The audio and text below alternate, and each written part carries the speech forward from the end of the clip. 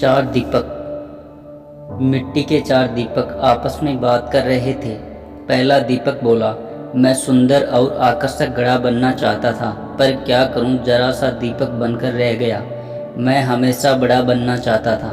दूसरा दीपक बोला, मैं भी अच्छी भव्य मूर्ति बनकर किसी अमीर आदमी के घर की शोभा बढ़ाना चाहता था, पर क्या करूं, कुमार ने मुझे एक छोटा सा दीपक बना दिया। तीसरा दीपक बोला, मुझे बचपन से ही पैसों से प्यार है। काश मैं गुल्लक बनता तो हमेशा पैसों से भरा रहता, पर मेरी किस्मत में ही दीपक बनना लिखा होगा। चौथा दीपक चुप रहकर उन सभी की बातें सुन रहा था।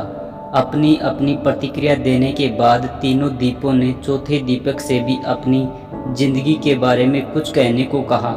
चौथे दीपक ने कहा, भाइयों, कुमार जब मुझे बना रहा था तो मैं बहुत खुश हो रहा था, क्योंकि वह मुझे बनाते वक्त प्रसन्न था। उसने जब मुझे बनाया तो मैं अपने जीवन के प्रति कृतज्ञ हो गया कि मैं एक बिखरी हुई मिट्टी से एक सुंदर दीपक बन रहा हूँ, जो अंधेरे को दूर करने का साहस रखता है।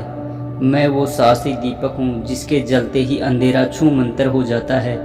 मैं आभारी हूँ उस बनाने वाले व्यक्ति का जिसने मुझे ऐसा रूप दिया कि मुझे भगवान के सामने मंदिरों में प्रज्वलित किया जाता है, और मेरी रोशनी में पढ़कर ना जाने कितने होनहार बच्चे आज बड़े बड़े ऑफिसर बन गए हैं और देश की सेवा कर रहे हैं। मेरा प्रकाश सिर्फ अंधेरे को ही दूर नहीं करता, बल्कि एक नई उम्मीद और नई ऊर्जा का भी संचार करता है।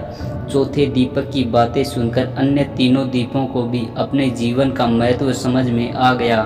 दोस्तों, अक्सर हम इंसान जो मिलता है या जो हमारे पास है उससे संतुष्ट नहीं होते, और उन तीन दीपकों की तरह ही हम शिकायत यानी ईश्वर से शिकायत करते रहते हैं। लेकिन अगर हम ध्यान से देखें तो हमारा जीवन अपने आप में बहुत महत्वपूर्ण है, और हम जो हैं उसी रूप में इस जीवन को सार्थक बना सकते हैं। इसलिए चौथे दीपक की तरह हमें भी जो है उसमें संतुष्ट होकर अपना सर्वश्रेष्ठ जीवन जीने का प्रयास करना चाहिए।